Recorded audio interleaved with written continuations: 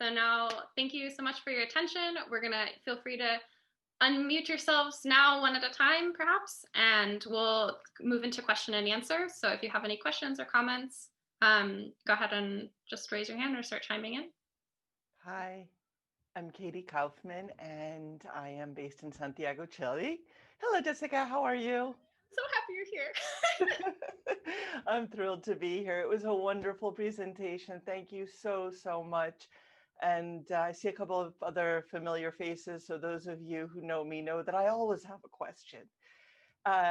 For those that don't, I'm a conference interpreter, and I look forward to helping to work on the language part in my free time as well. I work primarily in Spanish. My question is this, and I don't know if it's something that you've given a lot of thought to, but if I put myself in the position of being someone who is a victim, how would I know that the app exists if if it's a fairly new experience for me? And my second question is, what precautions are you considering putting in place? Obviously, I would be concerned that if my intimate partner is the abuser, if he sees the app on my phone, then that might lead to additional violence. If I could find out about it, then I'm going to assume that he could too. So I was wondering if you'd given any consideration to either of those 2 points. Yes. Wow, great questions. I'm going to start with some thoughts, and then I'm going to toss to Isabel, who is our comms director, who's going to talk a little bit about our public relations objectives. In terms of getting the app into people's hands, we're going to have to really do a lot of research into where that information is coming from. One thing that has been brought up early is, particularly with refugees and migrants, it is really hard to get access to them. So that's just going to be a challenge, and we're owning up to that, but that's going to be something we're going to have to really dig into research on.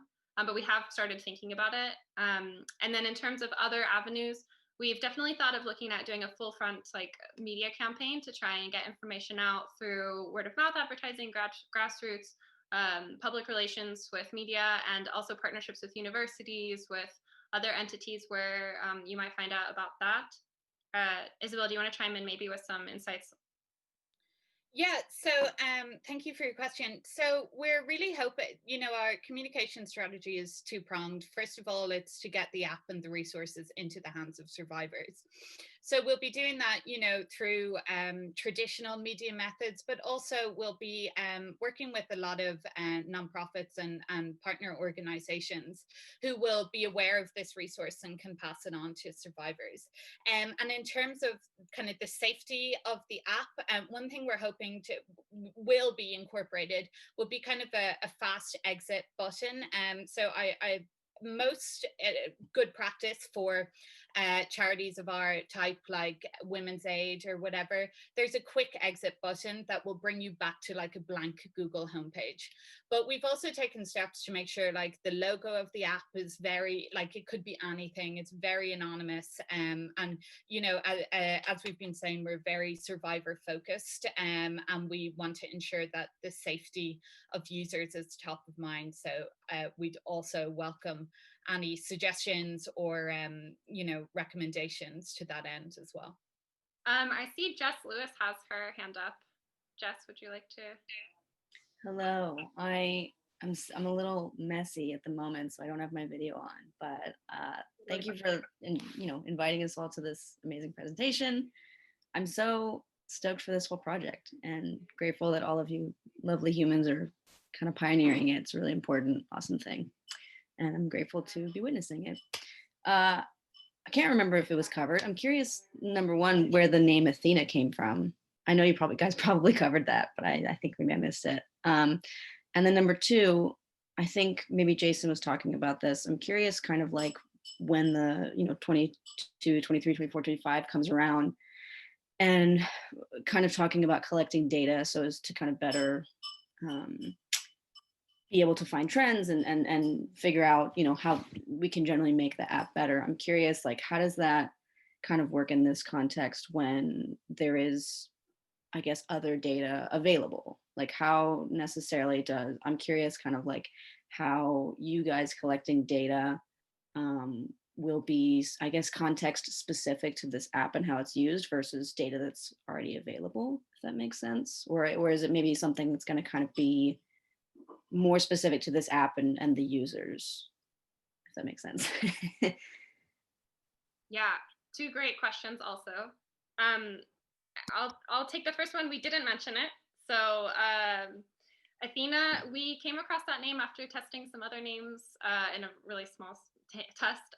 One, we were looking for what Isabel mentioned, a name that could be anything. So it's not necessarily immediately clear, like survivor app for sexual violence, but that also is approachable. And then symbolically, just Athena is traditionally a goddess of wisdom and also a warrior. So we kind of felt like she embodied that ideology of like information and education, as well as strength and power. And then really good. I'm a little, maybe if, could you maybe repeat the second question, or Jace, are you ready to, do you want to take it, or? Yeah, I can speak to it at least to a certain extent. I think in terms of using survivor data and the context we do that in, like we said, like Jess said, there aren't a whole lot of other apps really doing this. So, and I think there's also very little data about sexual violence trends in this way. You know, we obviously wouldn't be looking to collect any sort of personally identifying information, but we can collect things like, you know, was this partner rape or was it a stranger? Did it happen at Christmas or in the summer, or which country did it happen in? And over time, hopefully we'll be able to build up a trend of when sexual violence occurs, what kind of context it occurs in, where, and maybe we'll start to see some patterns emerging from that that are not immediately obvious when looking at kind of day-to-day cases. How that makes us unique from other data sources. Like I said, I don't think there's a ton of data like that out there. If there is, then that's great. There's no harm having more. But yeah, we'll keep an eye on that and try to always make sure our data is helpful and relevant and link in with other data sources where we can. I hope that answered your question. Yeah, I think so. I think I'm learning a lot too, you know, about like what data is available and where it comes from and those sorts of things. And I think, you know, we're all kind of as we move into more like data driven and app driven worlds and how we want to maintain safety and privacy while also collecting it, you know, and kind of like, you know, I think as I was listening to that portion of the presentation, being like, oh, like I'm curious, I guess just as I'm learning more about, you know, how data is collected and then how it's kept anonymous, while maybe there's more of a private context through this app versus maybe a more of a public context through any other sort of research, is maybe that what I'm gathering from how this operates versus like more of a public, just research driven project about sexual violence. Yeah, I'll jump back in here. We definitely are going to do research projects in conjunction with the app data that we're gathering itself. So we'll definitely be interviewing survivors and gathering both qualitative and quantitative data on that front. But really, if you look right now, part of my challenge, honestly, from doing research thus far is there's so little of it. And there is even less as you start zooming out versus country specific. And another challenge is that communication and lack of reporting. Like as we saw in one of our slides, so few people come forward. And then country by country, the way that we describe sexual violence is not always consistent. One, I'll give a very brief specific example about this issue with language discrepancies. Brian, one of our advisors, was working with a sexual violence survivor who was a refugee coming to Ireland from Somalia. And she had been a victim of partner rape, but she didn't know that that was considered rape. So when she entered, she did some type of intake interview and didn't check that she was a victim of sexual violence, because in the context she was raised in, that didn't exist. They didn't even have a word for it in her native language. So there really is a big gap in terms of education and understanding in language, as well as research as it's coming in. And that's something that we're hoping long-term to help remedy with the way that Athena is built and structured. Jessica, so good to see you, and kudos to you and all of you for a great presentation and good work that you're doing. I'm wondering, so as you go into fundraising, do you have a target for like a budget in terms of both what goes to help people and what, you know, is operational expense? Because I mean, I think that's one thing often look at when we look at nonprofits, and I'm wondering, do you guys have goals for that established? We have very early conversations about it and not as much of it. It's a great question, and it's something that we're going to be thinking about more as we continue building out. John, interrupt me if you want to chime in here. What our values are that we want to stay as streamlined as possible. So we really want to be focused on providing resources directly to survivors as much as possible. I think as we're fundraising, we're going to try and fundraise differentially between our grants and scholarships program, also as well as what we need for the app. As we go through different phases of development, the funding needs will also be different and progress. So to answer your question, that is a work in progress, and it's a good question, and we need to think about it more. John, I don't know if you have anything you want to add as treasurer. I know it's something that we have barely touched on so far. No, but I think you've addressed it really well. And I think partially it's going to depend on, like, if you look at the timeline of app development and that kind of stuff, there are definitely going to be times where that is more resource intensive from a financial side. So it's definitely going to be something, you know, we need to bear in mind, is that we need to be forecasting like pretty tightly, you know, the development of the app, when that becomes like financially expensive versus when it's going to transition to translation services as the primary expense, you know, versus kind of the educational side of things. So it is a really good question, and I think it's definitely something myself and Jess are gonna talk about more. But no, thanks for the question. Yeah, I think also just to add, the value of efficiency means that this is a huge issue, and there are so many people that have need, and obviously we're not going to be able to meet even a significant portion of the need, unfortunately. So we will strive as much as possible to keep efficiency in mind in terms of impact, like what is going to have the most impact long term, how is this going to, what's going to be more effective, and put the survivor experience first. So that'll be a more nuanced conversation that we're probably going to have to keep asking ourselves over and over and over again as we grow and evolve. So I have a couple questions. First of all, I appreciate all your efforts and your youth and your boldness, because I'm the grandma in the group here. So I have a couple questions, and probably relating to Anne-Marie's. I think regarding funding, when people look like myself at giving, we like to see that resources are actually going to people and not in such administrative costs. And that might have been part of what her question was. So just to chime in there. And I have a couple questions. The first one is, what's the priority? Is it getting the app completed first, or is it distributing your grants and scholarship? So that's the first question. And the second question I have is, have you contemplated partnering with organizations like A21 or Polaris Project, those things that are already existing for primarily human trafficking, but that also involves obviously sexual violence? So those are my two questions. I'm muting. So I think the first thing you asked was about administration. So right now, I think I would say that based on efficiency, there's a much more long-term benefit and potential for wider impact with the app. So that's kind of shifted to be our priority at this time, just because it has the potential to, in the long term, help more people. And also the other thing about the app is, once we build it and it's like the infrastructure is there and some of the media is there to begin with, it'll be easier to start evolving it over time. And then the grants and scholarships, we just recognize that sometimes there are needs that need to be met immediately and urgently. So I think that right now, for example, during the COVID crisis, there is a much greater need for grants and scholarships because domestic abuse has skyrocketed, and there's been a lot more reports of sexual violence in people's homes.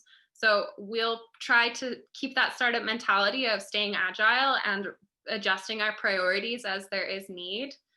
So I don't know if that fully answers your first question. We might not have full answers to the first question, but just that we're going to keep thinking about that. And it's a really good question, and it's something we're thinking about. And the second one, yeah, you listed some great organizations that are absolutely already on our list, but we need to add more. Polaris Project, absolutely, and A21. Human trafficking is completely tied in and tangential with sexual violence and migrant issues, of course. So we absolutely don't want to be reinventing the wheel, and we want to collaborate as much as possible with organizations that are already doing great work. One aspect of that is that we want to have their content in our media libraries. We want to interview them. We want to get their insights. We want to see if we can incorporate their offerings. I know Thorn is one that I am really passionate about that works with children specifically, to see if we can incorporate and share technology. We're not going to be, greedy or possessive with our content either as we develop it. We're going to try and share that as much as possible. Everyone on my team right now is working pro bono. That may change, probably will change in the future, as we hopefully eventually will have some of us go full-time or hire full-time staff. But right now we're just really focused on having 100% of the funds go directly to survivors and their needs. I just want to ask one quick question. And first, this is absolutely fantastic and really inspiring. So thank you guys for all the work you have done and all the work I'm sure you'll continue to do. But I'm just wondering, maybe this will be beneficial for future presentations, and that's why I just sort of waited till the end. But I'm wondering, your solution is fantastic and it's a really good idea, but I'm just wondering, if you're saying there's a lack of research done in this area, what is informing that this is a solution to why so few people actually report their sexual abuse? That's a really good question. We have done, me personally, I have been doing research on this in my academic career for the past few years, but there is some research that exists. It's just, I think, a drop in the bucket compared to what should exist. So we have been looking at a lot of reports. The WAVE report that Elizabeth puts out is a great resource that I've used. Also the UN and all their various agencies put out a lot of reports that we've reviewed. And then there's other organizations that are regularly submitting analyses to answer that question, why reporting is so low. I think we could probably spend a whole other presentation talking about that issue, and it's very complex and nuanced. A lot of it has to do with stigma and also safety issues and awareness and education. We pointed out earlier that there are some people that don't even, most, I would say, victims don't know completely how to describe their experience. And a lot of them also generally don't know that they have had a sexual violence experience, perhaps until a while later, because consent is not something that is clearly in every education portfolio in every country, everywhere. And even in cases where it is, there still is such a conflict between the general knowledge and understanding of what that word means, what does sexual violence mean, what does consent mean, that there's just such a chasm of understanding of that.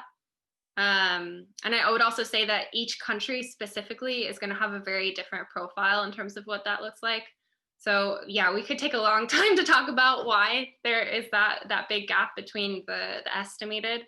The numbers from the slides that Isabel was speaking about are generally taken from a few reports from the UN, from the UNCHR, that they published a few years ago talking about the nature of sexual violence and current data. There's also a lot of insights that we've gathered from RAINN, although most of those tend to be specific to the US.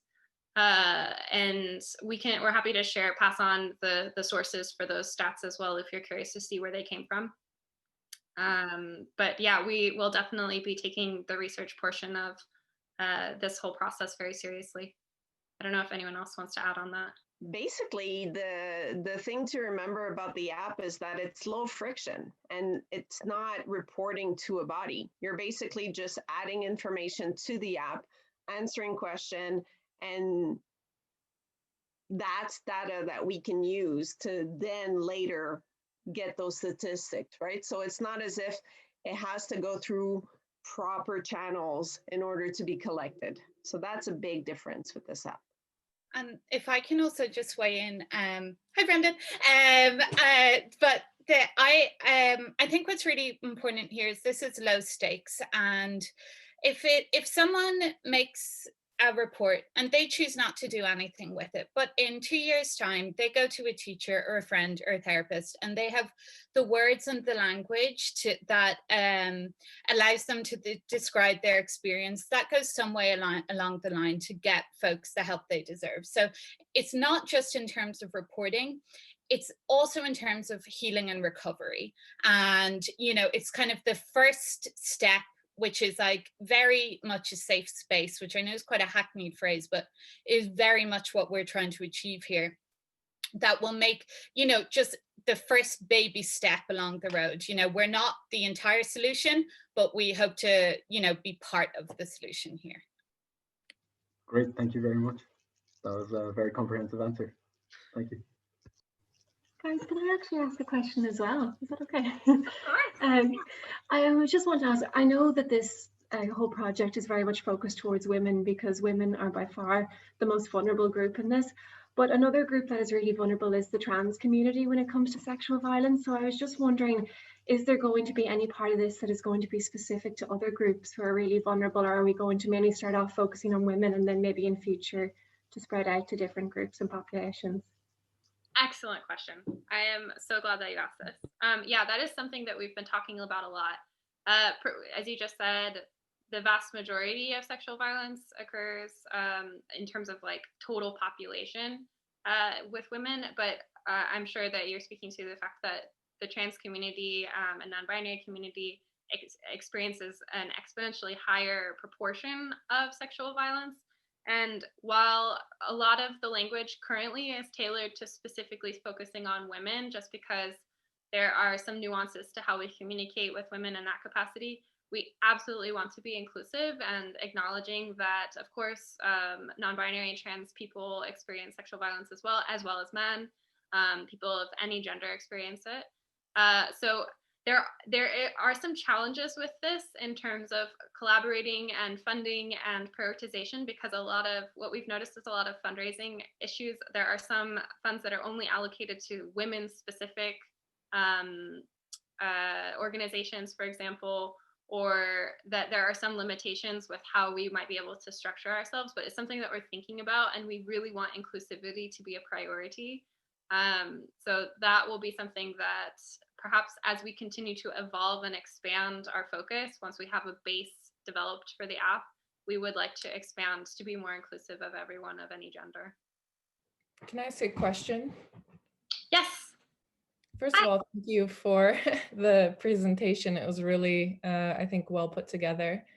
I also, in terms of funding, I'm kind of, I see it split into kind of the two categories as the previous people asking questions had in terms of the grants and also the app. And I'm wondering, just because of our experience from seeing which organizations tend to receive funding, and especially in terms of like COVID relief funding, which in terms of how long this lockdown lasts, I don't know if your app would, or the organization would maybe be eligible for something like that. But they're often looking for examples of how specific women have been helped. And I'm wondering if through the app, I'm kind of trying to visualize how it works exactly. Is it, it seems like it's a resource for many things, but is it primarily women can, I'll say what I see it like what I imagine it to be so far from what you've explained. You can correct me where I'm wrong. I imagine that women can, or whoever wants to, obviously we just talked about trans rights, anyone who identifies with any gender, but anyone using the app would be able to search for resources without entering in data about themselves or answering this sort of survey, or they could answer the survey to provide information if they want to voluntarily. I also see another side of it as being able to find resources for something that happened quite some time ago, or maybe more immediate emergency services, but I am not sure about that last part. And then I also was wondering, yeah, just in terms of collecting data on how many women were actually supported by the app, are you going to be able to collect that information just in terms of like over time to be able to see the effectiveness of it and how you can show that? Because yeah, unfortunately, even if people are being helped by that, it's still helpful to be able to show those numbers to funders to be able to say we're helping this many people. Yeah, I can speak to that maybe. Thank you for the input. That's really great questions. And in terms of your how you see the app, I think you're dead right. It's kind of all of the above, ideally. Yeah, it can definitely be an app that a user can just use it for the resource library without having to fill out a report or put in any information about themselves. We want it to be as low barrier as possible.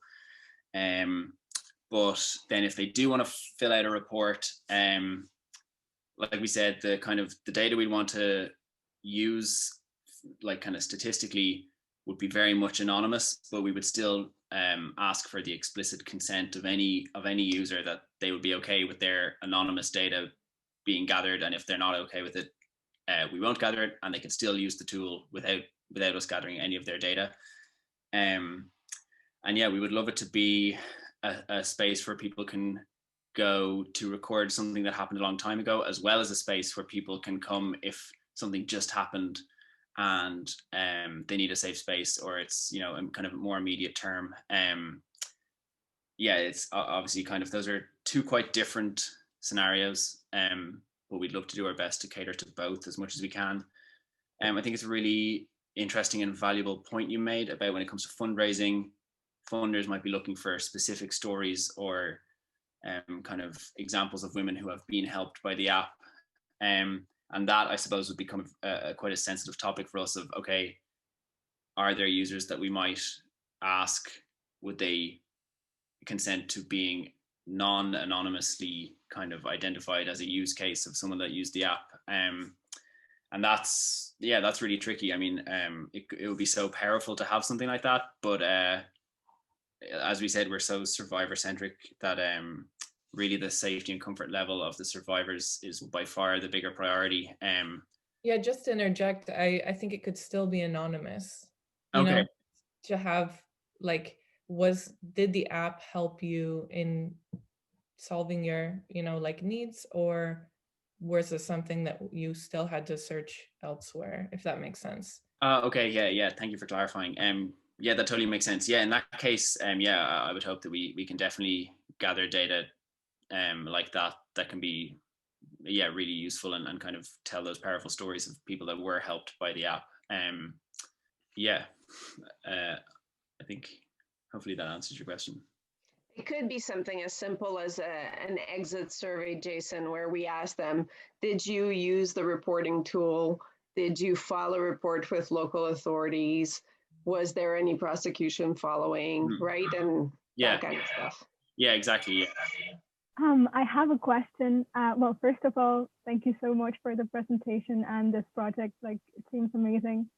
I was just wondering, for especially migrant women, have you taken into account that maybe some of them can't read the resources? I'm kind of thinking maybe, I don't know, this might be a little bit specific, but like adding more video, or so they can relate more in their language, or yeah, so. That's a great thought. I'm going to be honest, I hadn't thought of that. I don't know if anyone else on the team wants to respond, but I just think it's a really good idea. And we're taking notes. Yeah, definitely. I will say, like, yeah, it's a great point, and I know the demo we showed was very text heavy.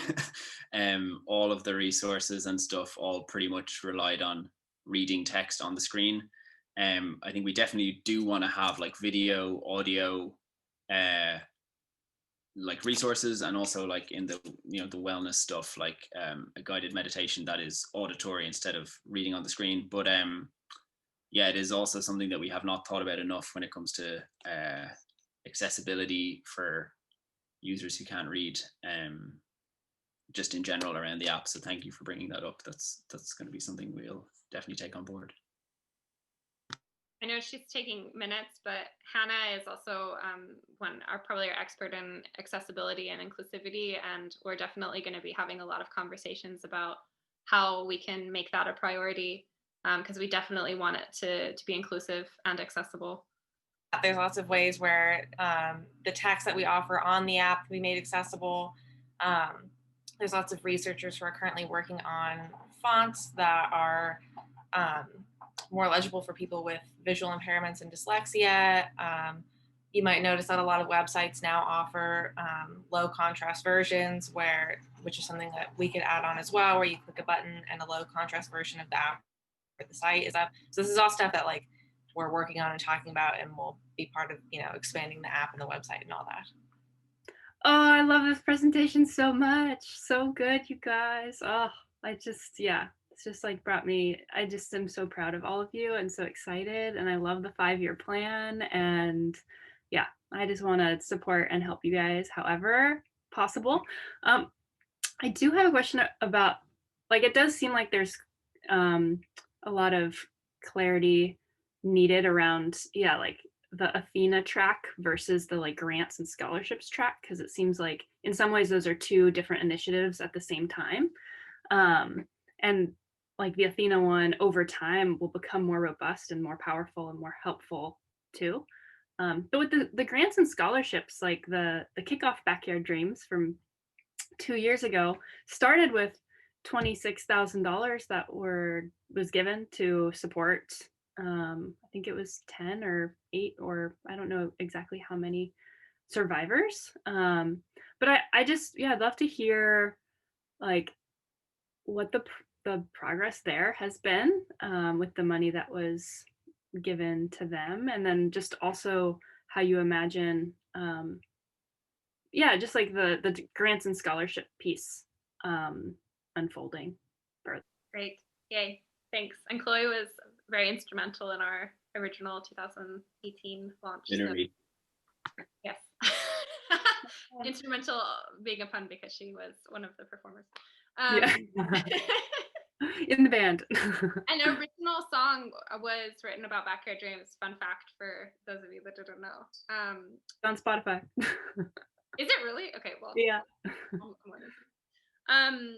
To answer your question about that, that's come up a lot. I'm notating that the 2 priorities will need to clarify that for future presentations. So really helpful feedback.